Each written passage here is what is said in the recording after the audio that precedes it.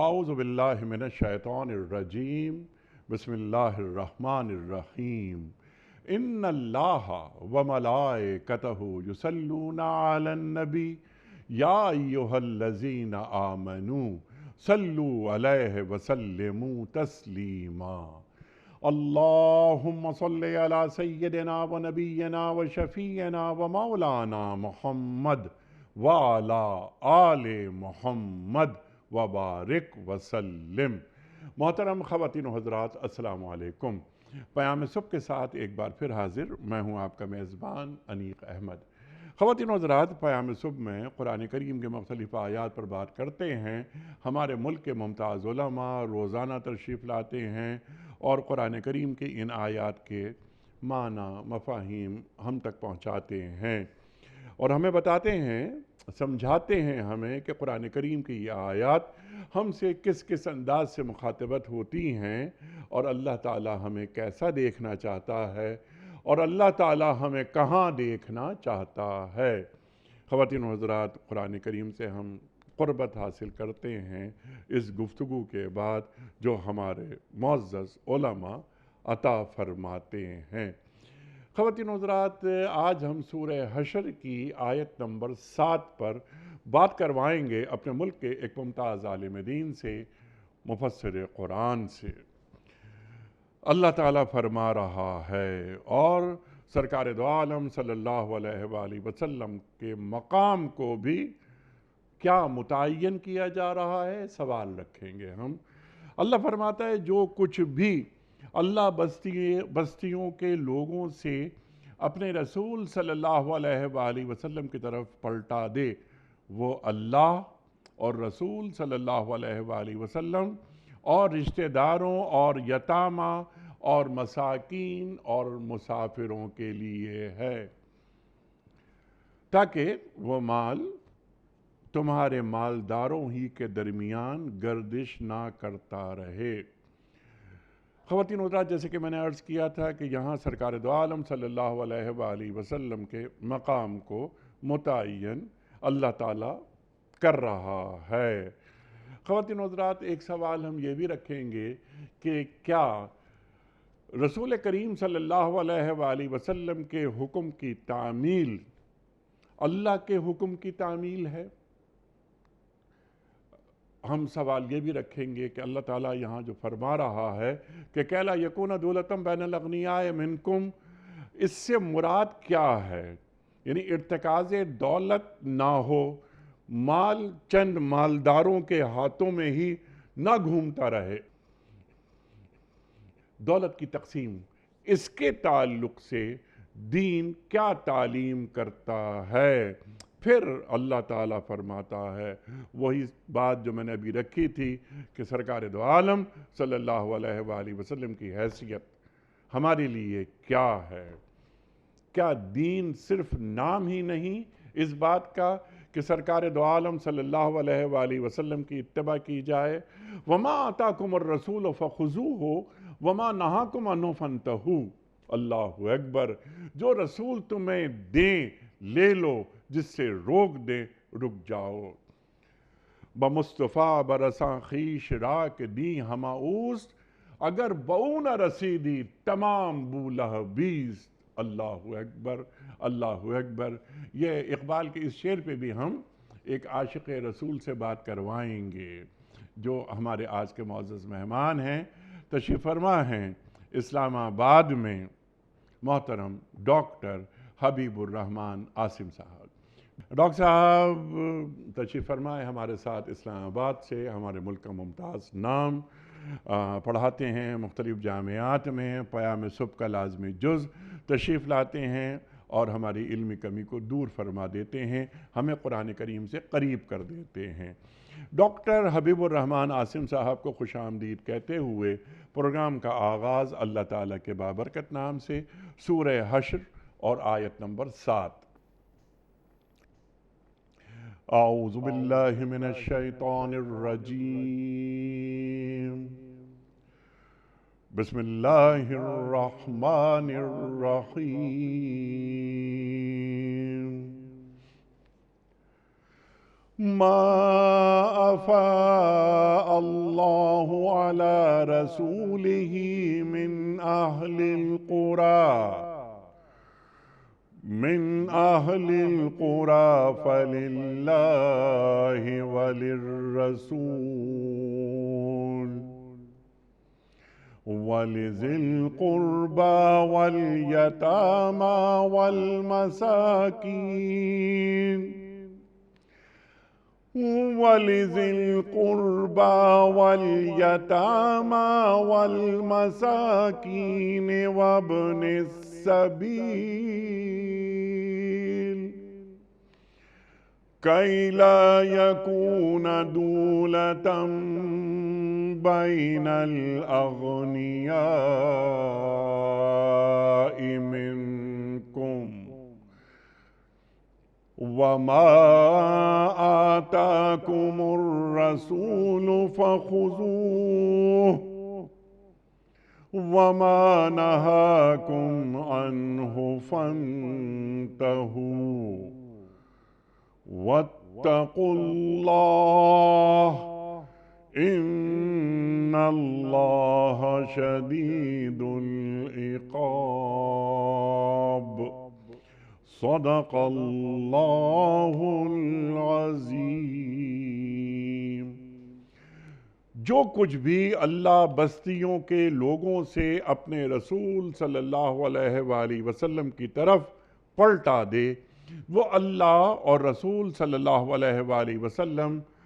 اور رشتہ داروں اور یتامہ اور مساکین اور مسافروں کے لیے ہے، تاکہ وہ تمہارے مالداروں ہی کے درمیان گردش نہ کرتا رہے۔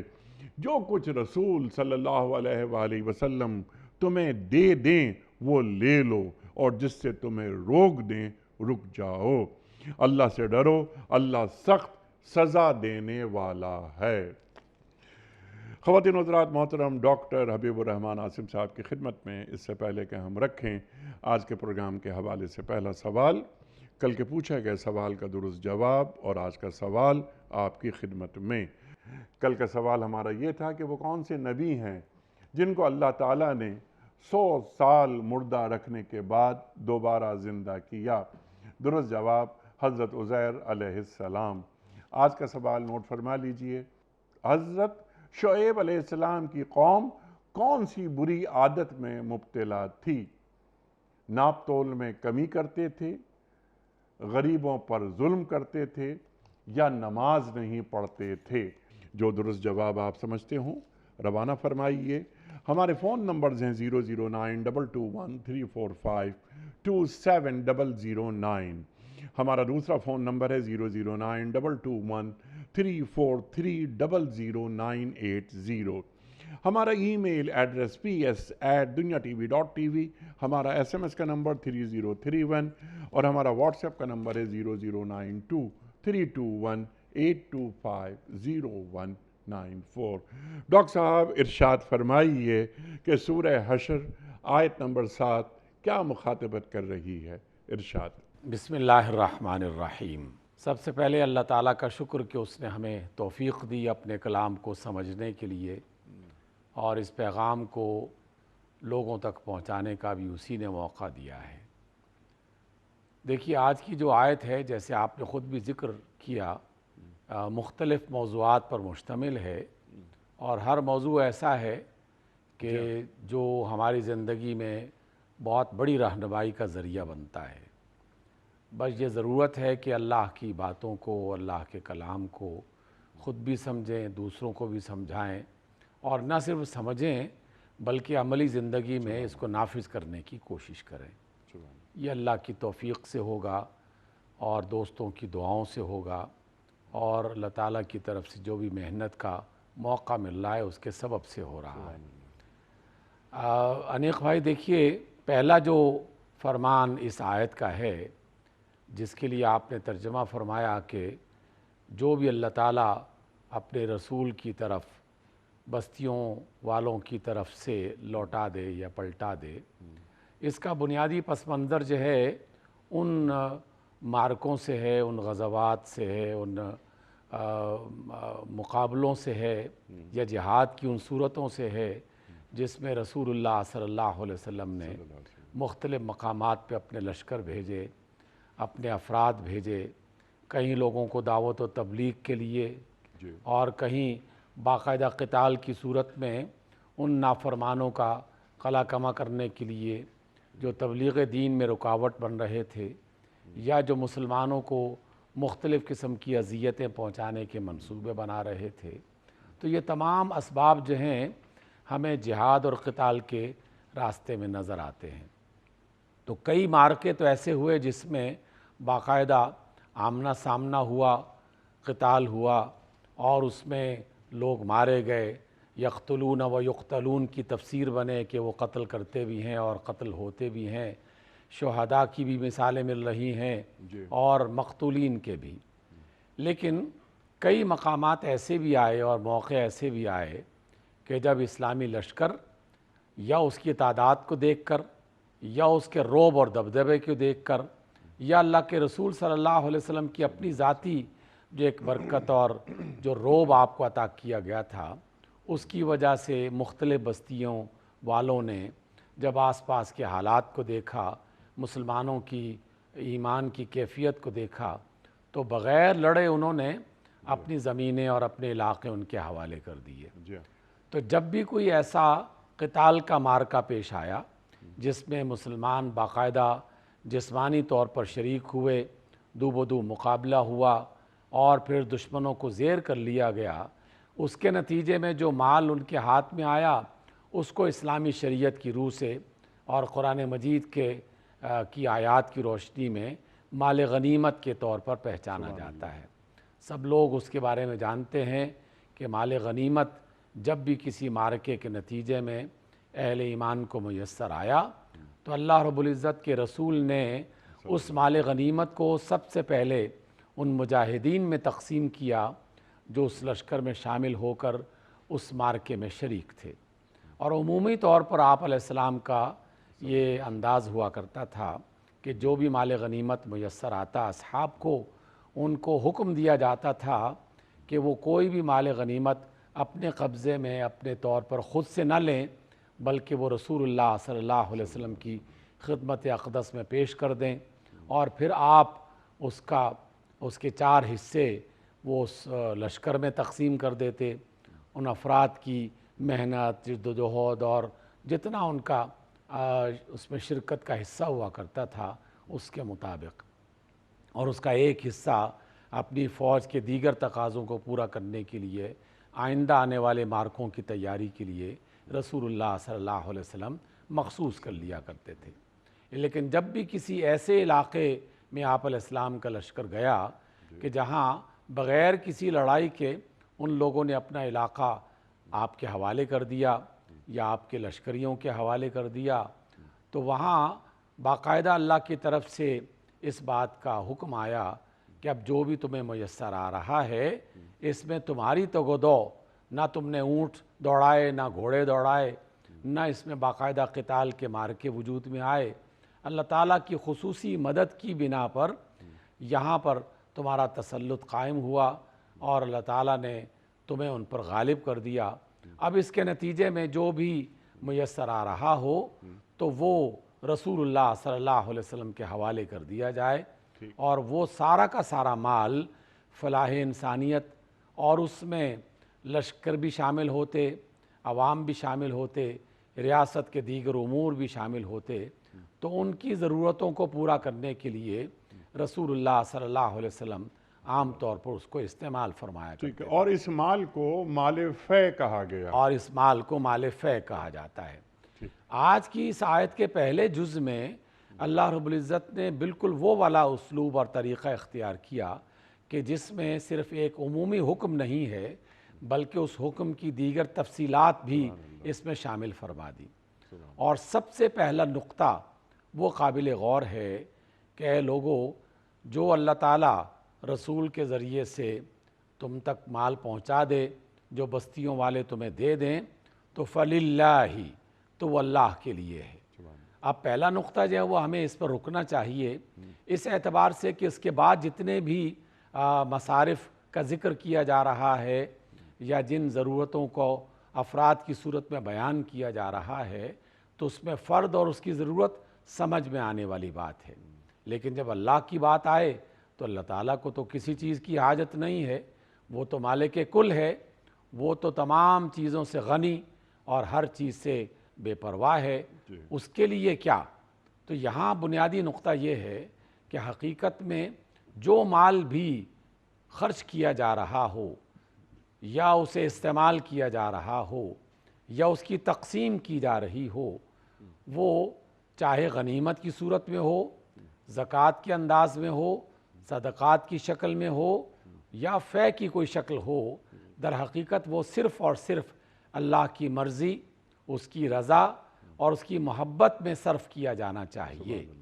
اس میں کسی فرد کی ذاتی خواہش یا کسی گروہ کا ذاتی مفاد کسی صورت میں بھی پیش نظر نہیں ہونا چاہیے۔ جو کام اللہ کے لیے کیا جائے گا وہی نیکی کا کام ہوگا، وہی دین میں شمار ہوگا اور اسی کا اجر اور ثواب اللہ تعالیٰ کی طرف سے ملنے کی توقع ہے۔ اس لیے ہر کام کو، چاہے وہ بہت ہی چھوٹا سا ہو یا بہت بڑا ہو، اپنی مقدار کے اعتبار سے یا اپنی کیفیت کے اعتبار سے، تو اس میں پہلا نقطہ ہر مومن کو اپنے دل دماغ میں بٹھا لینا چاہیے کہ ہم جو بھی کر رہے ہیں وہ صرف اور صرف اللہ کی رضا کے لیے اور اس کی محبت کے حاصل کرنے کے لیے کر رہے ہیں۔ اور اس کے بعد پھر عملی ثبوت ہمیں دینا ہوتا ہے کہ جب فللہ پر ایمان لے آئے کہ ہم اللہ کے لیے کر رہے ہیں، تو پھر باقی تمام سوال ختم ہو جاتے ہیں کہ فلاں کو کم کیوں دیا، فلاں کو زیادہ کیوں دیا، فلاں کو کیوں نہیں دیا اور فلاں کو کیوں عطا کر دیا گیا۔ کیونکہ اللہ کا جب ہم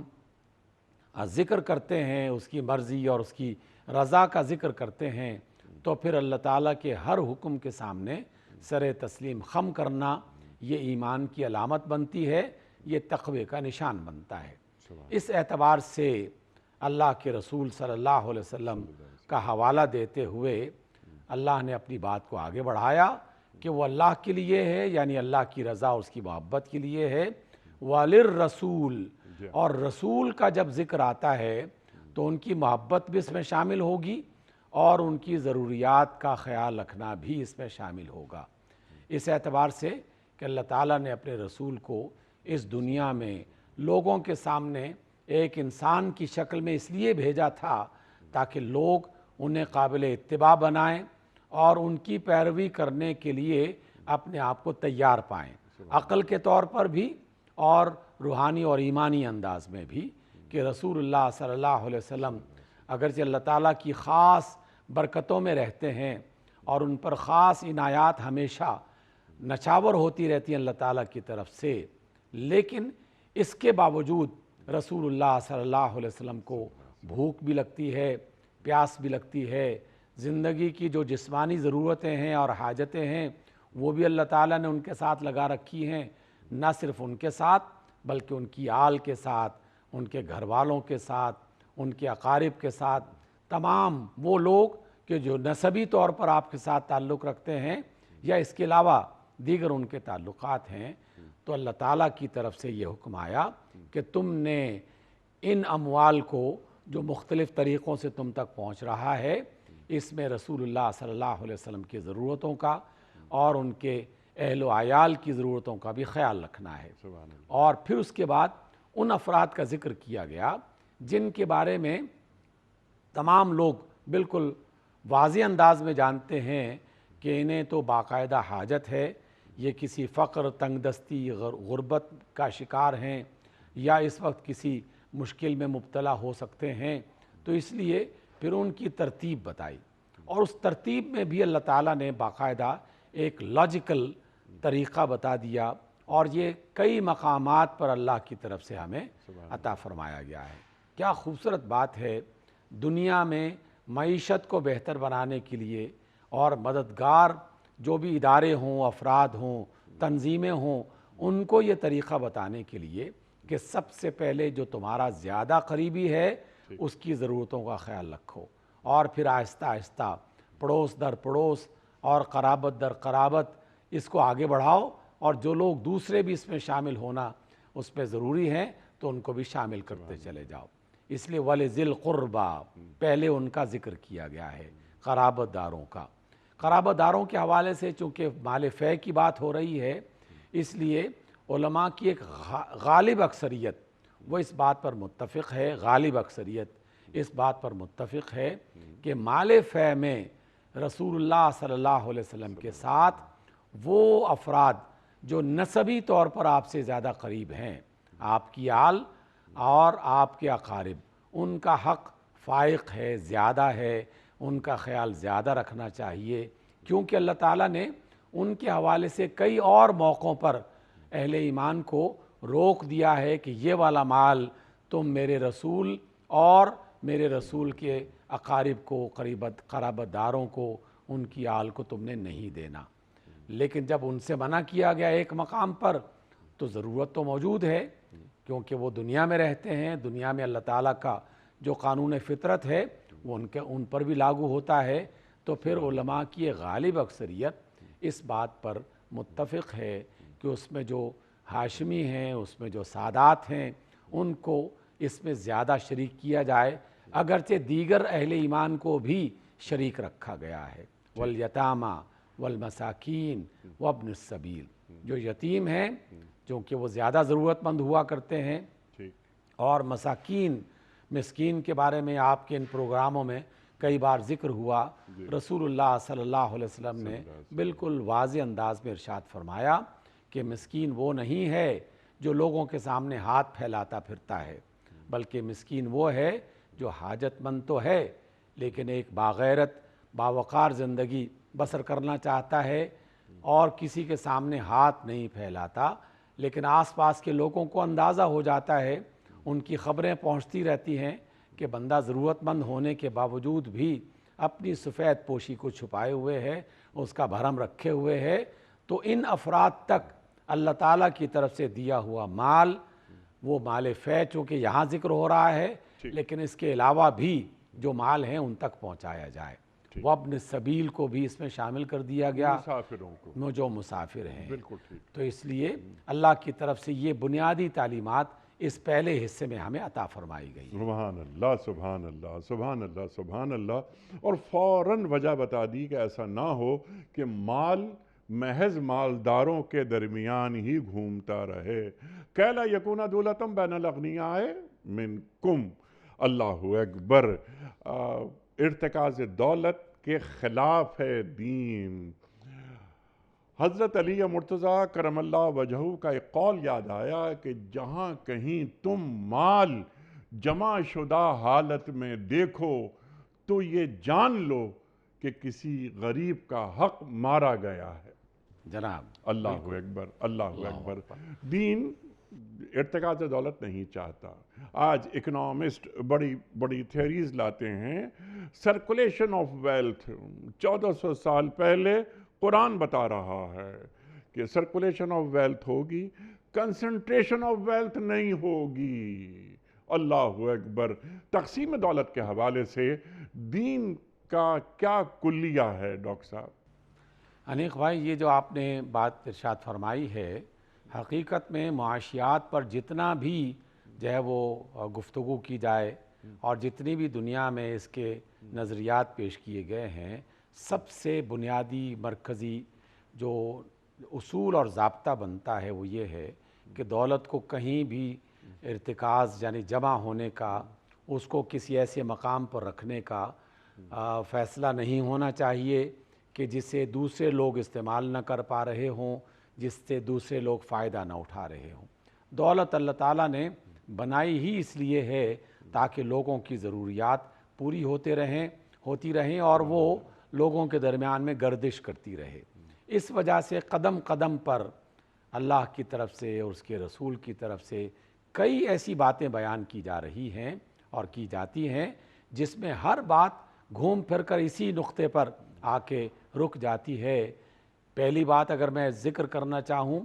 تو رازق اللہ ہے، اور جب اللہ رازق ہے تو اس نے دنیا میں اس کے اسباب بنا دیے، اس کے وسیلے بنا دیے، اور ہم سب انسانوں کو وہ دولت تلاش کرنے، اسے استعمال کرنے، اسے گردش میں لانے، اسے اپنے لیے اور دوسروں کے لیے مفید بنانے کا فریضہ عطا کر دیا ہے۔ اس لیے مسلمان بطور خاص اور ہر انسان عمومی طور پر زندگی کا تجربہ یہی بتاتا ہے، سب کو سکھاتا ہے کہ جو دولت کہیں پڑی ہوئی ہے وہ بیکار ہے، چاہے کئی کنویں خزانوں کے بھر دیے جائیں، خلق خدا کو اس کا کوئی فائدہ نہیں ہے۔ بے شمار معدنیات کی کانیں زمین کے اندر موجود ہیں، لیکن اس کا کوئی فائدہ نہیں ہے جب تک کہ ان کو نکال کر خلق خدا کے فائدے کے لیے استعمال نہ کیا جائے۔ اس لیے بہت پرانی ہم نے ایک کہانی اور کہاوت چھوٹی سی پڑھی تھی اور بڑی آسانی سے بات سمجھ میں آنے والی۔ کسی نے کہا کہ اگر کسی جگہ پر کوئی ایسا سونے کا سکہ پڑا ہوا ہو سمندر کی گہرائی میں یا دریا کی کسی گہرائی میں کہ جس کی مالیت بالفرض 5,000 روپے ہے، لیکن اس کو نکالنے میں 15,000 خرچ ہو جاتے ہیں، تو کیا اس سونے کے سکے کو نکالنا چاہیے کہ نہیں نکالنا چاہیے؟ ایک عام دنیا دار جو محض ایک ذاتی اور اپنے شخصی فائدے پر غور کرتا ہے، وہ فوراً یہ سوچتا ہے کہ یار 5,000 ملنے والے ہیں اور اس پر 15,000 ہم لگا دیں، یہ کون سی عقل مندی ہے؟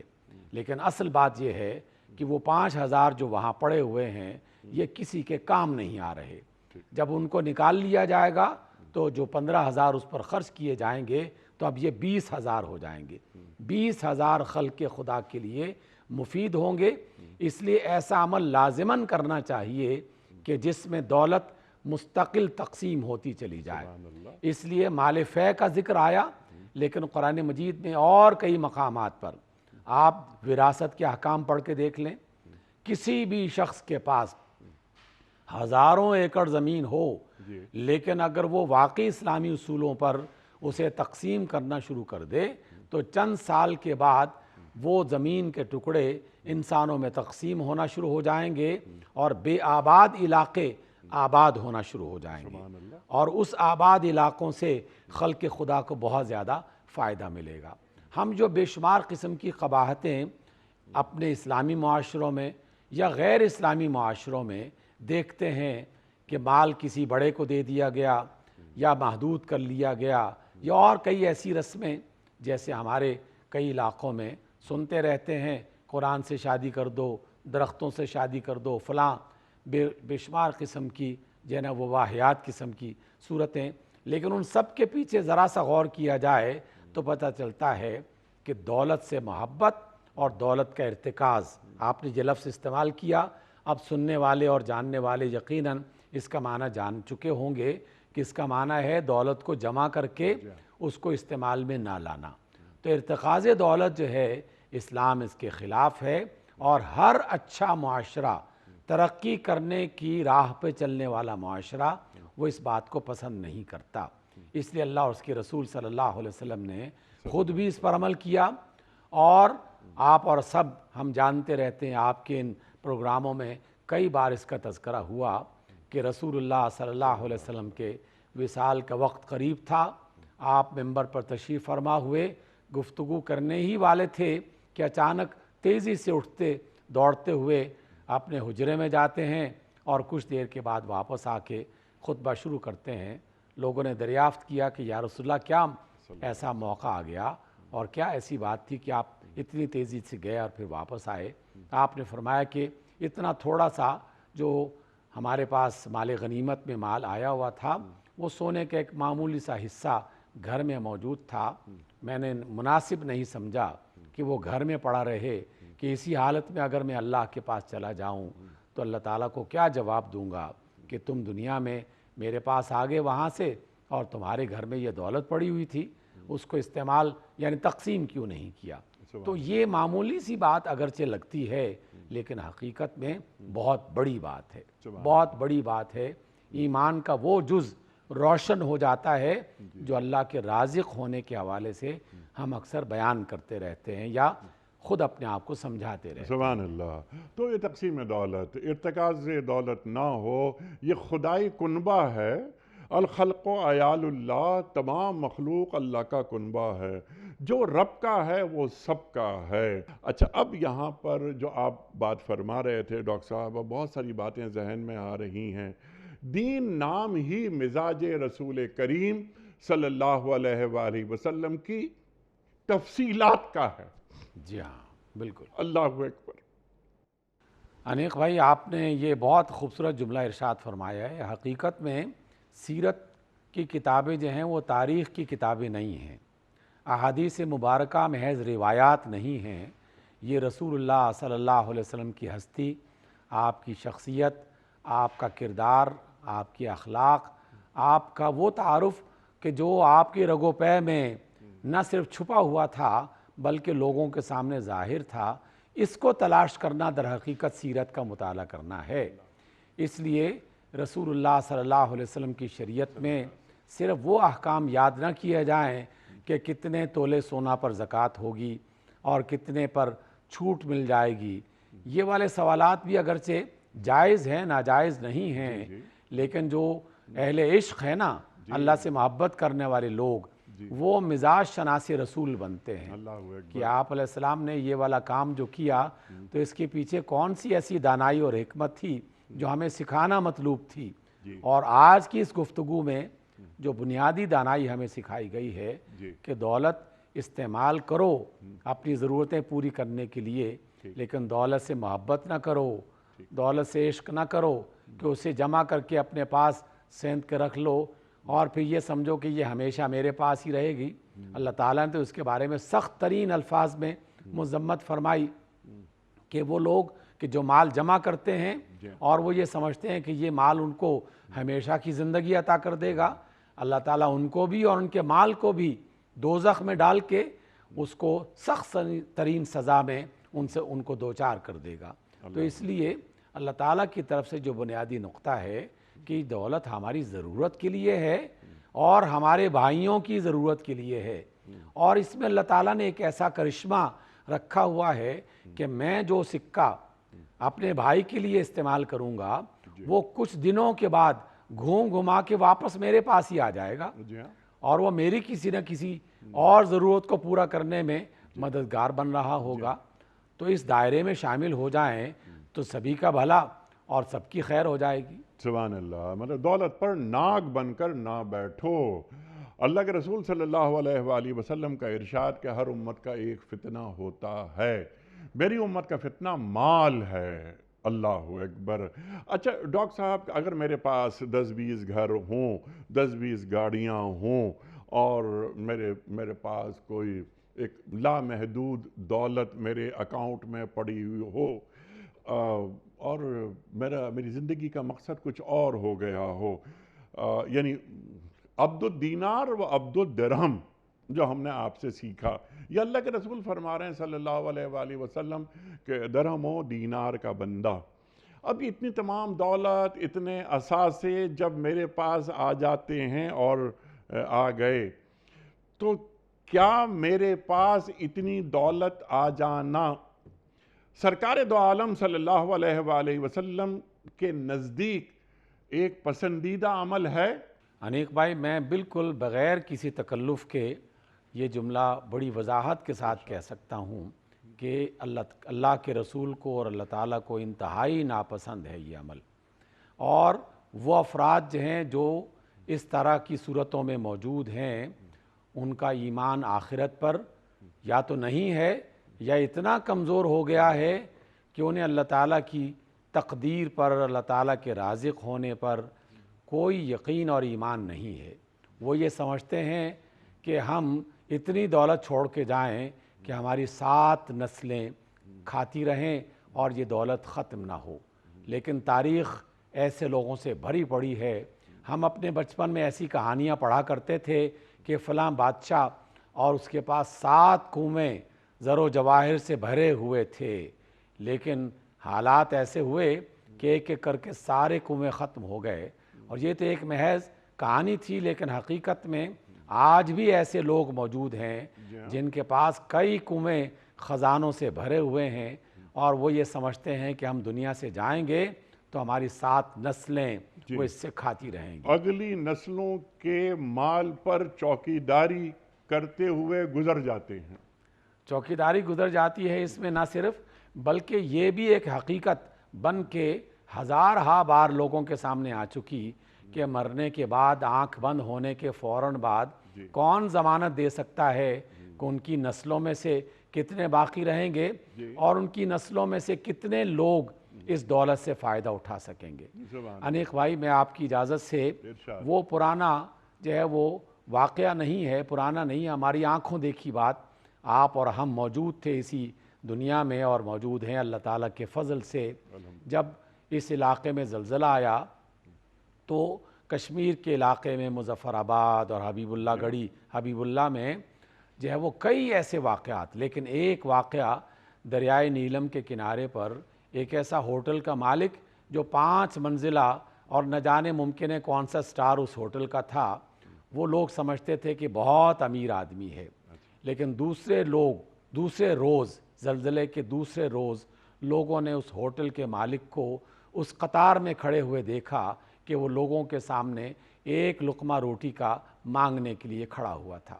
دنیا میں کون جانتا ہے کہ کل کے حالات کس طرح کے ہوں گے اور جن نسلوں کے لیے، جن اولادوں کے لیے ہم مال جمع کرتے ہیں ان کے ساتھ کیا معاملہ پیش آنے والا ہے۔ اس لیے اللہ تعالیٰ پر یقین کرتے ہوئے یہ جو جملہ آپ نے 2-3 بار استعمال فرمایا، بہت اچھا اور بڑا جملہ ہے کہ ساری خلق اللہ کا کنبہ ہے، اور جب اللہ کے کنبے کا خیال رکھے گا کوئی شخص تو کیا اللہ تعالیٰ اپنے کنبے کا خیال نہیں رکھے گا؟ اللہ تعالیٰ تو اپنے کنبے کا زیادہ خیال رکھتا ہے اور وہی ہمیشہ ہماری تمام ضرورتوں کو پورا کر رہا ہے۔ کون ایسا شخص ہے جو دنیا میں یہ کہہ سکتا ہے کہ یہ میری حکمت، میری تعلیم، میرا تجربہ، میری صلاحیت ہے جس کی بنا پر میں اس مقام تک پہنچا ہوں؟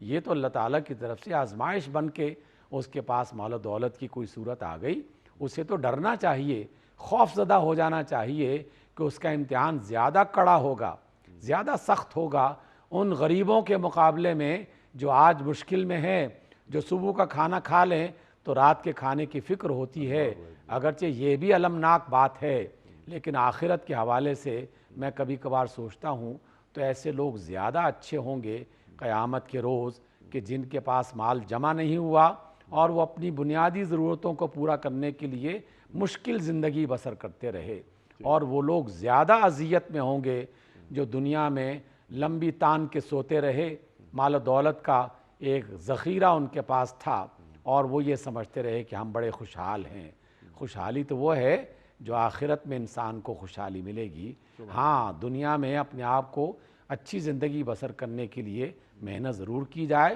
لیکن اس سے تگ و دو میں محبت اور عشق کو شامل نہ کیا نہیں، جائے۔ بالکل، اور دولت کی ہوس نہ ہو۔ دولت بری چیز نہیں ہے، بہت اچھی چیز ہے، لیکن اپنے اور اللہ کے درمیان دولت کو نہیں آنے دیا جائے۔ اللہ اکبر، اللہ اکبر۔ اچھا، بہت بڑا موضوع ہے لیکن ہمیں کچھ موضوعات اور بھی کور کرنے ہیں۔ وما آتاکم الرسول فخذوہ وما نہاکم عنہ فانتہوا۔ اس سے پہلے بات کروانے سے قبل ایک سوال میں اور رکھنا چاہتا ہوں آپ کی خدمت میں تاکہ آپ سے اور سیکھیں ہم۔ وہ یہ کہ حضرت یہ فرمائیے کہ پورے قرآن کریم میں کہیں بچت کی کوئی آیت آئی ہے کہ بچت کرو، مال جمع کرو، یا انفاق، صدقات، خیرات، زکوٰۃ تو خیر فرض ہے، پیسے کو نکالو اپنے پاس سے؟ تو قرآن کریم میں تو کہیں نہیں نا یہ بات کہ دولت کو جمع کرو یا بچت کرو، آنے والے کل کا خیال رکھو۔ انیق بھائی، اللہ کے فضل سے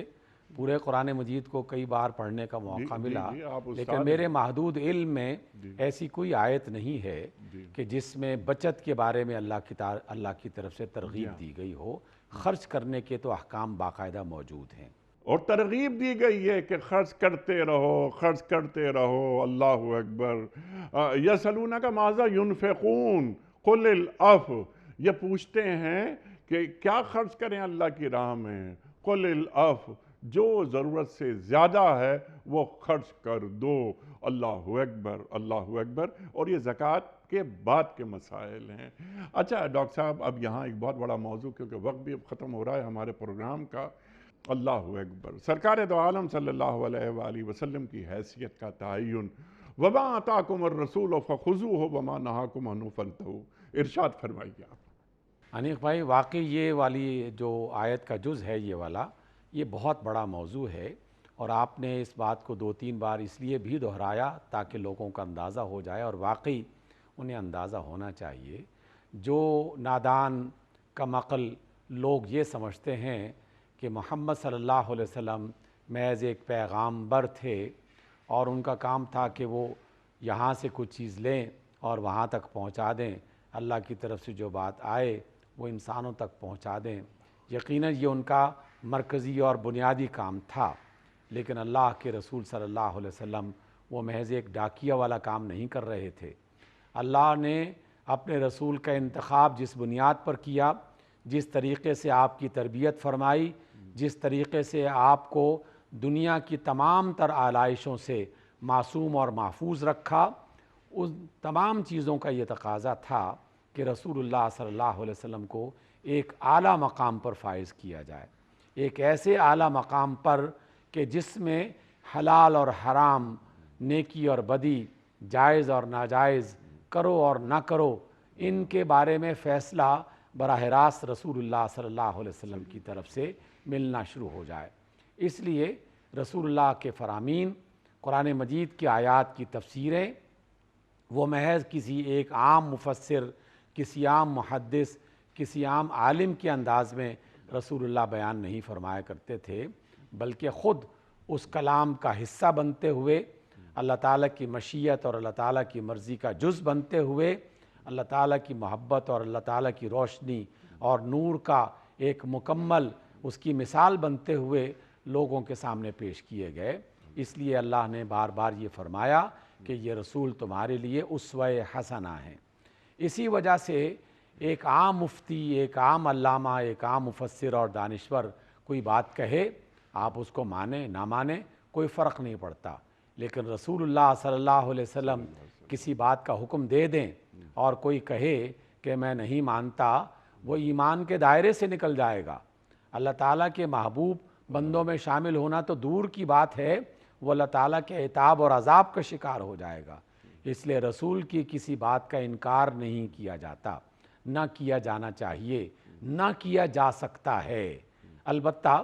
رسول اللہ صلی اللہ علیہ وسلم کے کلام، آپ کی تعلیمات کو سمجھنے کے لیے یہ ضروری ہے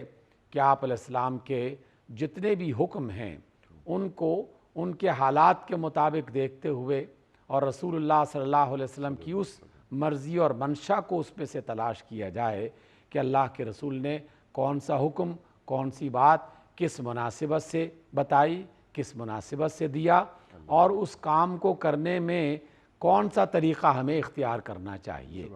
اس اعتبار سے جو بھی اللہ کے رسول آپ کو دیں اسے لے لو، اور جس چیز سے بھی منع فرما دیں اس سے باز آ جاؤ۔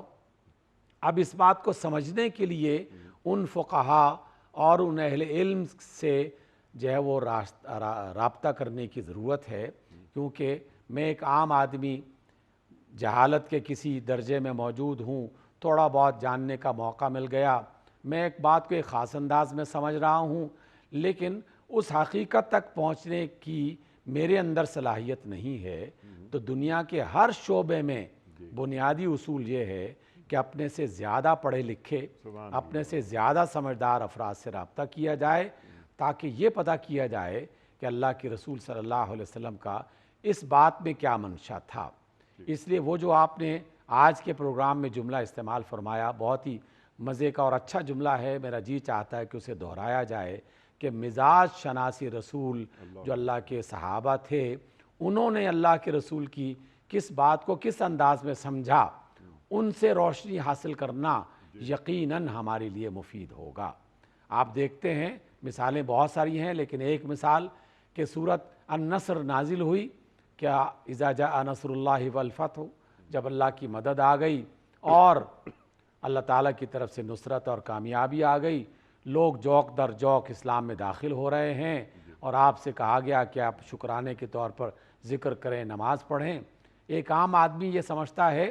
کہ اس میں اللہ تعالیٰ کی طرف سے بشارت ملی، کامیابی کی، فتح کی، مسلمانوں کے غالب ہونے کی، لیکن جو مزاج شناسی رسول ہیں ان کی آنکھوں میں آنسو آ گئے، اور وہ سمجھ گئے کہ اللہ کے رسول نے اپنا مشن مکمل کر دیا، اب واپسی کا سفر شروع ہونے والا ہے، یعنی انہیں فراق رسول کی جو ہے نا وہ کیفیت میں وہ مبتلا ہو گئے۔ گویا کہ آیات کا ایک ظاہر اور آیات کا ایک باطن، ان دونوں کو سمجھنے کے لیے اہل دانش، اہل محبت اور اہل علم سے رابطہ ضروری ہے۔ سبحان اللہ۔ اچھا ڈاکٹر صاحب، یہ آخری سوال آج کے پروگرام کا آپ کی خدمت میں، کہ جس طرح آپ نے ہمیں تعلیم کیا اس آیت کے ذیل میں، یعنی وَمَا آتَاكُمُ الرَّسُولُ فَخُذُوهُ وَمَا نَهَاكُمْ عَنْهُ فَانْتَهُوا، جو رسول تمہیں دیں لے لو، جس سے روک دیں رک جاؤ۔ یہ فرمائیے کہ یہ جو حکم رسول ہے صلی اللہ علیہ وآلہ وسلم، کیا یہ حکم قرآن کی طرح واجب التعمیل ہے؟ دیکھیے، جب ہم کہتے ہیں حکم رسول، تو حکم رسول جو ہے اس کے بارے میں لازماً اس بات کی تحقیق کرنی چاہیے کہ آپ علیہ السلام نے یہ حکم کس موقع پر دیا، کس لیے دیا، کس کام کے لیے جو ہے وہ دیا، اور حکم خدا جو ہے اس کے پیچھے بھی بنیادی طور پر اسی طرح کے اصول ہمیں نظر آتے ہیں۔ دنیا میں تمام انسان اس بات کو مناسب سمجھتے ہیں کہ کسی بھی بات کو حالات کے پیش نظر اور اس کی روشنی میں دیکھنے کا انسان کے پاس اندیہ ہونا چاہیے، اور اس کے پاس یہ صلاحیت ہونی چاہیے کہ اللہ تعالیٰ کی طرف سے اگر یہ حکم آپ پڑھتے ہیں کہ اللہ کی راہ میں نکلو، چاہے ہلکے ہو یا بوجھل، اور اس کے ضمن میں غزوہ تبوک اور غزوات اور جہاد کی باتیں سمجھنا شروع کر دیں، تو کیا اس کا مطلب یہ لیا جائے گا کہ فوراً ہر ایک مسلمان مسلح ہو کر اللہ کی زمین پر پھیلنا شروع ہو جائے اور جو بھی کافر نظر آئے اس سے لڑنا شروع کر دے؟ یقیناً اس کے پیچھے وہ فلسفہ تلاش کرنا ہوگا، موقع، حالات، موقع محل، ان سب کو دیکھنا ہوگا۔ جب رسول اللہ صلی اللہ علیہ وسلم کا کوئی ایسا حکم ہمیں مل جائے جو تا حیات اور مستقل زندگی کے لیے ایک اصول کے طور پر ہمیں بتا دیا گیا، تو اب وہ اصول وہی ہوگا جیسے اللہ تعالیٰ کی طرف سے وہ حکم آ گیا، سبحان اللہ، یعنی اب اس میں کوئی رد و بدل نہیں کیا کوئی جائے رد و گا۔ بدل نہیں کر سکتا۔ من یطع الرسول فقد اطاع اللہ، عطا اللہ۔ جس نے رسول کی اطاعت کی اس نے اللہ کی اطاعت کی۔ ڈاکٹر صاحب، انٹرو میں نے اقبال کا ایک شعر پڑھا تھا، میں چاہتا ہوں ذرا وہ شعر آپ سے سمجھ لیں کہ بمصطفیٰ برساں خیش را کے دی ہم اوست، اگر بہو نہ رسیدی تمام بولہبیست۔ کیا مطلب ہے ڈاکٹر صاحب اس شعر کا؟ انیق بھائی، بہت خوبصورت، اور آپ نے اشارتاً بھی بتایا، اور حقیقت میں اس بات کو سمجھنا بہت ضروری اس اعتبار سے ہے کہ بظاہر قرآن کی آیات موجود ہیں، بظاہر روایات موجود ہیں، لیکن ان روایات اور آیات کا کوئی بھی شخص اپنی مرضی سے کوئی مطلب بنانے کی کوشش کر سکتا ہے، اور جب کوئی شخص ایسا کرتا ہے تو کبھی وہ صحیح فیصلہ کر پاتا ہے اور کئی موقعوں پر وہ غلط فیصلہ کر لیتا ہے۔ اس لیے اللہ نے جہاں قرآن نازل فرمایا، قرآن کے نازل کرنے سے پہلے 40 برس تک ایک ایسی ہستی کو زمین پر بھیجا جو لوگوں کے لیے ہر اعتبار سے قابل تقلید جنہیں بنا دیا گیا۔ اس لیے قرآن کے کسی حکم کو سمجھنے کے لیے اپنی لغت کی جو مہارت ہے وہ اپنی جگہ، لیکن رسول اللہ صلی اللہ علیہ وسلم کی حیات طیبہ اور آپ کی تفسیر اور آپ کا سمجھانا، اس کا سمجھنا انتہائی ضروری ہے۔ اس لیے جس شخص نے بھی دین اسلام کو رسول اللہ کے ذریعے سے سمجھا، اس نے دین کو سمجھ لیا، اور جس نے رسول کی ہستی کو درمیان میں سے نکال دیا، اپنی مہارت، اپنی بلاغت، اپنا علم، اپنی لغت، اس کو بنیاد بنا کے اس نے تفسیریں بیان کرنا شروع کر دی، تو کئی موقعوں پر وہ نہ صرف پھسلے گا بلکہ اور بے شمار انسانوں کو گمراہ کرے گا۔ تو جس کی فکر رسول اللہ تک نہیں پہنچی وہ ابو لہب کے راستے پر چل رہا ہے، کیونکہ دین سراپا محمد ہیں اور محمد سراپا دین ہے۔ اللہ اکبر، اللہ اکبر۔ اور دین دار نبوت سے شروع ہو کر دار نبوت پہ ختم ہو جاتا ہے۔ ڈاکٹر صاحب، آپ کا بڑا ممنون، بڑا شکر گزار، آپ تشریف لائے۔ خواتین و حضرات، ہمارے معزز علماء یہ